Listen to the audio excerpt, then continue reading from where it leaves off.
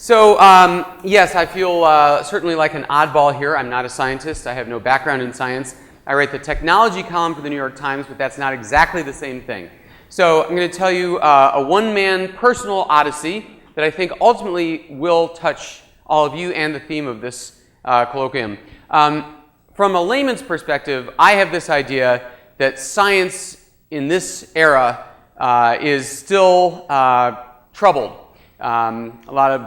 We hear these, people don't buy global warming, people don't buy evolution. All the time we hear fewer people are applying to science majors, to engineering schools. My predecessor at Nova Science Now, Neil deGrasse Tyson, has a popular YouTube video about America's science decline. If America's science declines, that's game over. Then America itself loses, because this is jobs, this is the economy. It's a big thing. So how do we communicate the cool stuff that's going on in science to the little people? Well, I myself began life as a Broadway composer and conductor, and I morphed into writing about technology. I'm not a science host, I just play one on TV. But the weirdest thing happened. So in 2001, the National Science Foundation gave Nova a grant to develop a mini-series about materials science. There's a singing, dancing, televised topic. I just don't, and apparently the grant just sat there for a number of years as Nova, like, how do you film that? I mean, nobody's going to watch that. And then they thought, well, maybe we should have a host. Maybe that's the key. So they asked me if I would be interested, and I said, well, let me read up about it. An interdisciplinary field involving the properties of matter and its applications in various areas of science and engineering that investigates the relationship between the structure of materials. No. It is untelevisable. By the way, speaking of science and communications, we can start right there. It turns out the key to making this work was this guy. His name is Chris Schmidt. He's what do you call an idiot savant who's not really an idiot? That's him. He's a genius scientist, writer, and he had a totally random concept. Now, Nova doesn't use hosts. It's all narrated. But he said, let's have a host, and let's not have it be a scientist. Let's have it be a representative of the audience who knows nothing, somebody who's curious, who can just be in there with the scientist and sort of translate and not let the scientist get away with jargon, keep the conversation focused. He said to me, on other shows, we've tried having a scientist as the host interview the scientists. But they wind up getting into sort of a pissing match. Or what you guys would probably call an inter-scientist urinary engagement. I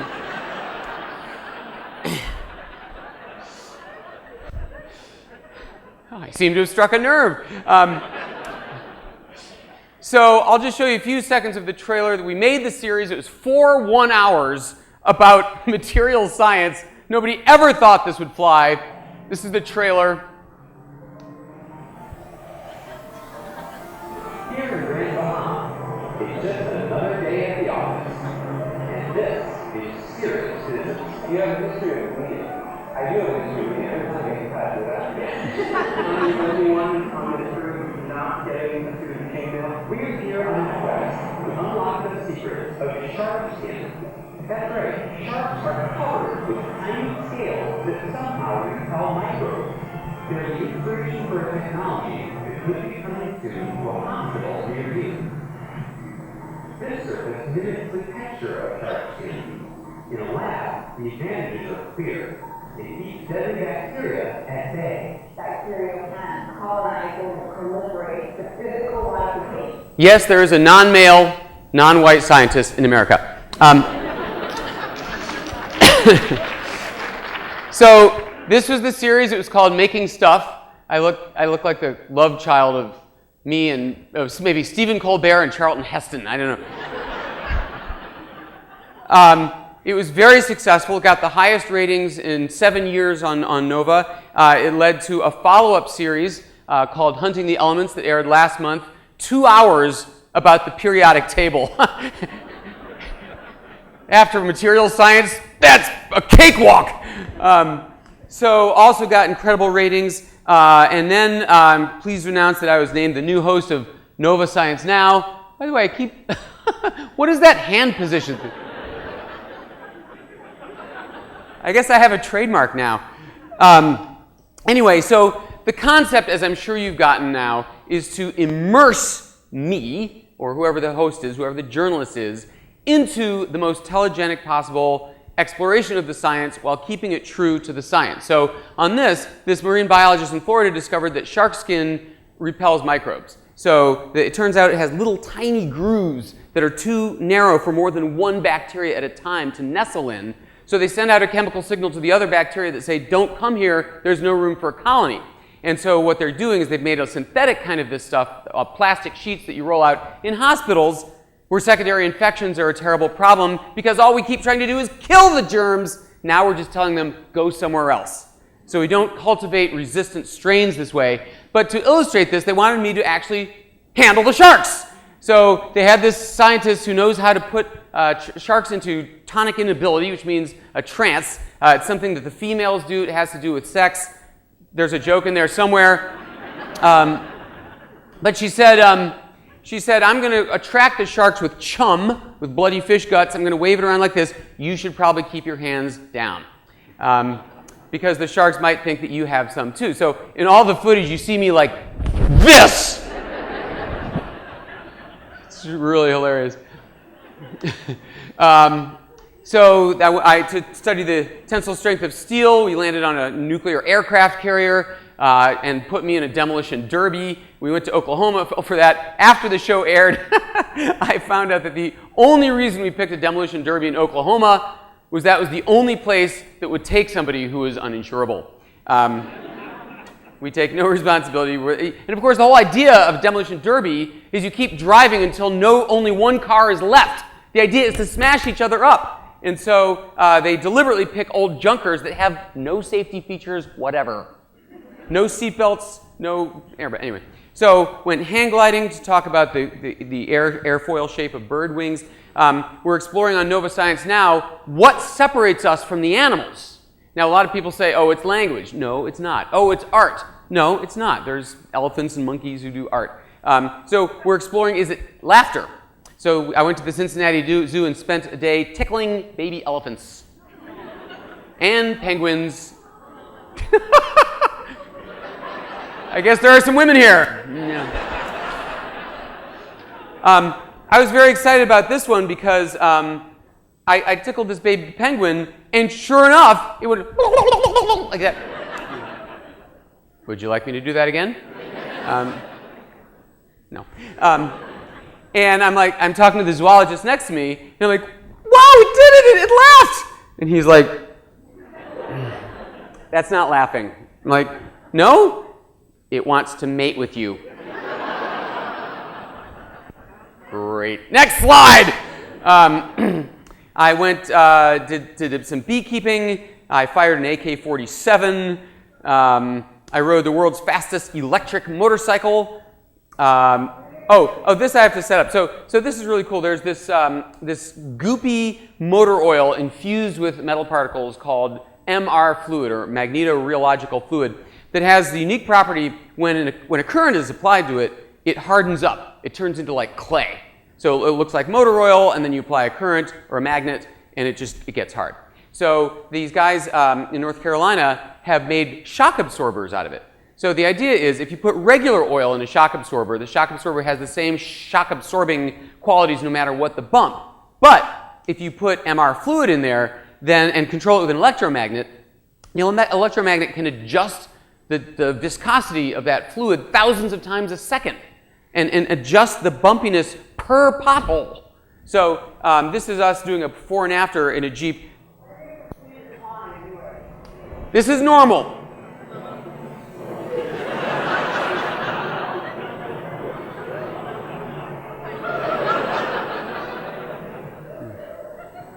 Then they put an MR fluid in the same vehicle. Round two. How do we get explored as shock absorbers?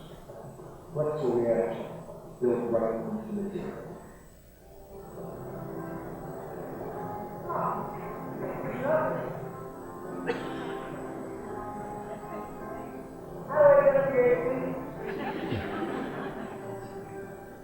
So totally cool stuff in our military vehicles, no, stop. Thank you. No, I don't want that either. All right.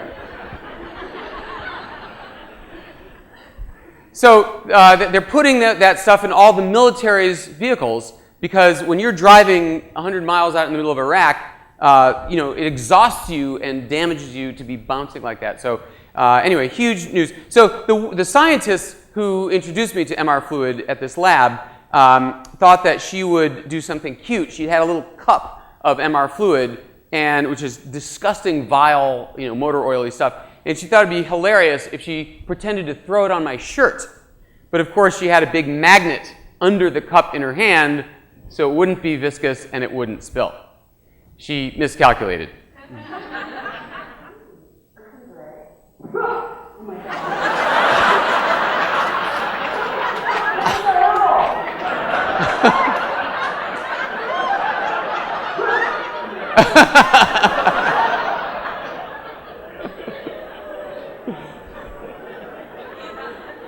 This show had the best blooper reel ever. So I got to experiment with geckos. I assume you all, as scientists, know about gecko feet. They're completely unbelievable. One toe can suspend the entire weight of the gecko from a vertical, shiny surface. 1 foot can hold 200 pounds. And it's not sticky. When you feel the foot, it's not sticky. So it's some other thing. It's van der Waals forces, if you must know. But so we got to do this thing where I got to go into a green screen studio, and those of you who know special effects in movies know that what this does is the computer will later replace everything that's green with any background they choose. So they had me pretending to wear gecko gloves, which the military is actually trying to develop, so that they'll later rotate this footage vertical 90 degrees and have me climb a skyscraper, like Spider-Man. It looks really cool. So yeah, okay, this might take some explanation. For Nova Science Now, in What Makes Us Human episode, we're establishing the fact that all of us of non-African descent have some Neanderthal genes still in us. I myself am 2.6% Neanderthal, which my ex-wife might say explains the underwear on the floor, but that's a totally different story. So the producers decided they would have a professional Hollywood makeup artist make me up as a Neanderthal, which involved making a latex, a silicone mold of my head. Those are the molds. And they would use that to fabricate rubber pieces that would go onto my face. There we go. There's a certain, Tommy Lee Jones vibe going on here. And then they sent me out to terrorize San Francisco looking like that. It's actually going to be a really great sequence. The show airs in October. And they had me conclude at the Skylight restaurant at the top of the Hyatt, at the top of San Francisco, playing cocktail piano. I love that guy. Could I just eat my freaking steak tartare? So anyway, we explored next generation lie detectors. This is really cool. You know what they're doing? They're experimenting with eye tracking, the FBI is. So it turns out that when you see somebody you've seen before, your eyes only make a triangle like this as you study their face. If it's somebody new, you look in the hair, the jawline, you do much more looking. So they show the suspect a photograph on the screen, and they can tell if the suspect has seen that person before by the eye pattern. And you know what else is really cool? They are taking a photograph of the crime scene and photoshopping the body into a new spot in the room. And then they show this photograph to the lineup of suspects. Guess what? Only one guy is going to have his eyes flicked to the right spot. Like, what the hell? Yeah. Come with us, sir. You know. I can't even explain this. I just know it left little. They don't pay me enough for this job. So, and we're studying, for neuroscience now, we're studying animal intelligence and animal emotions, which is wild, wild science. And in this one experiment, they took a homing pigeon, and as you may or may not know, how homing pigeons do it is under great debate. No one's exactly sure. It might be magnetic resonance, might be subsonic sound, might be scent. All of these things have been proposed and debunked. But what they did is they had this homing pigeon expert dressed up as a referee and got sort of an O.J. Simpson van. They threw me into the van, no chairs in there, no light, nothing but a homing pigeon in a box. That was with me. And we drove out into the Arizona desert, let us out here, and the guy gives me a compass and a set of SUV keys. It says, "You're going to race the pigeon home. Go!"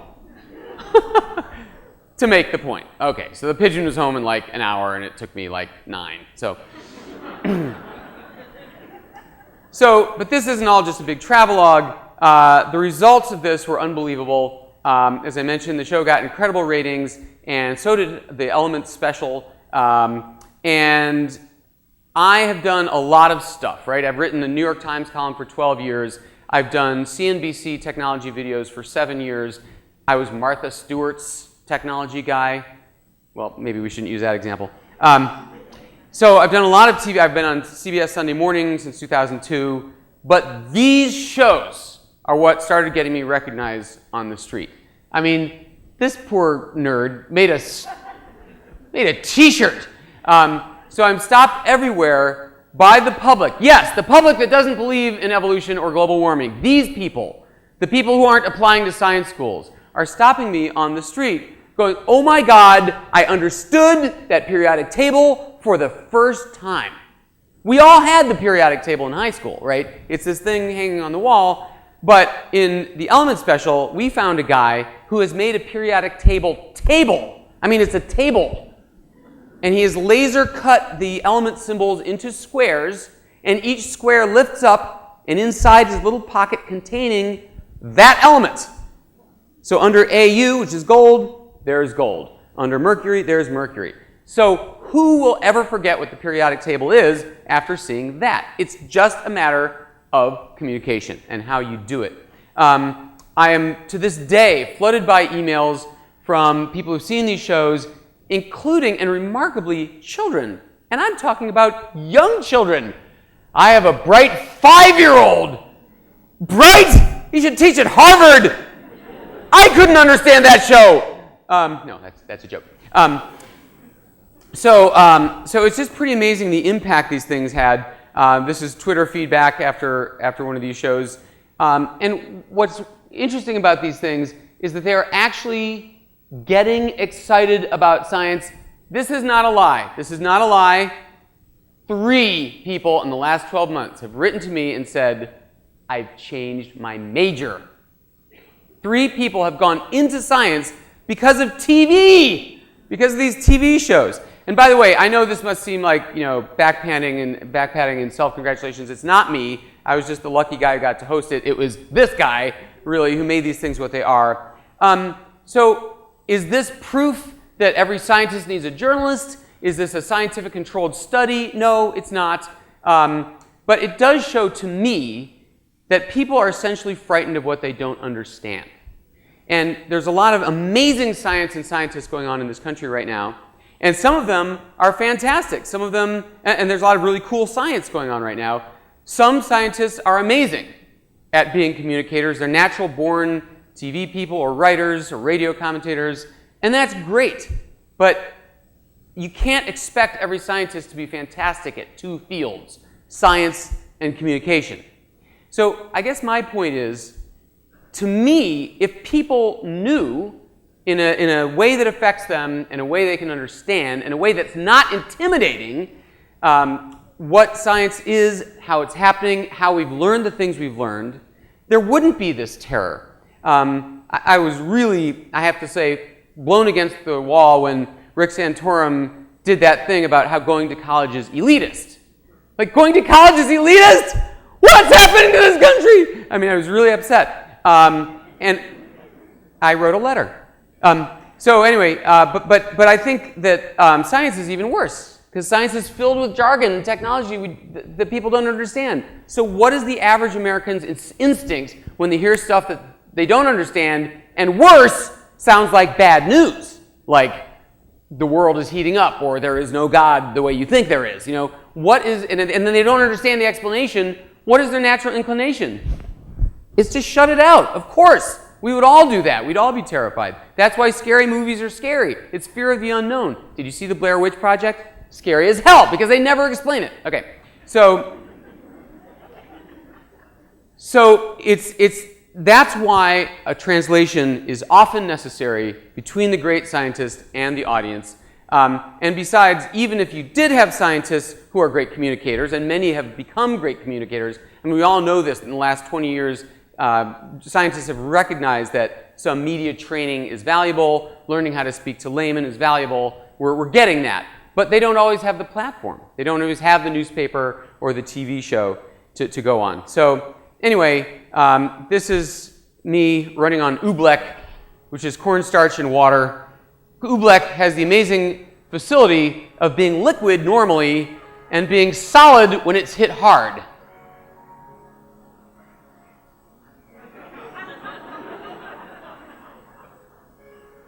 You can walk on it.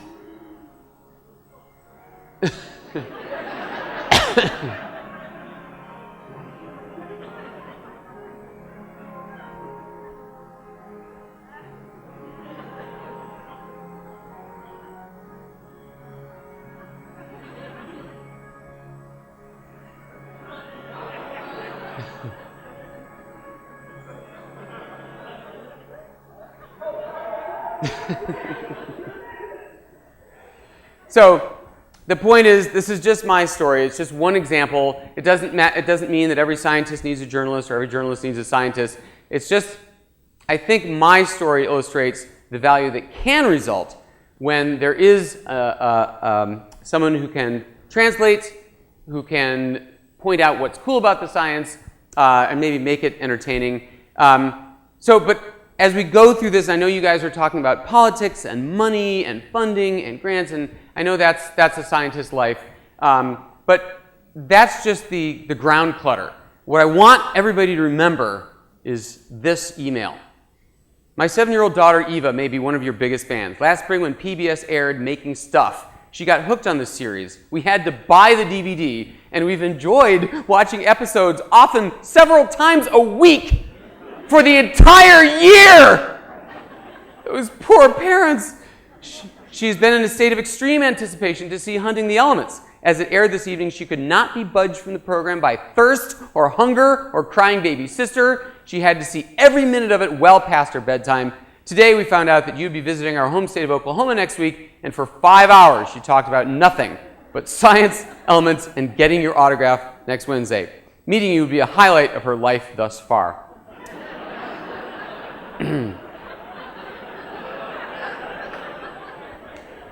Well, she does live in Oklahoma, so. Sorry, that's really mean. I'm going to hell. But the bottom line was I talked to the University of Oklahoma, and they set up this whole thing backstage before the talk. They not only got them front row seats, but they got ice cream. And Eva's dad and I and Eva sat there and had ice cream, and they bought 2 identical ice cream scoops with beautiful wooden handles, and they had me autograph an ice cream scoop for Eva, and they had her autograph one for me. So, why do we struggle? Why do we apply for grants? Why do we try to convince each other? Why do we do politics? Why do we do science? Why do we do endless research and tests and trying to get the message out? This is why. Thank you very much.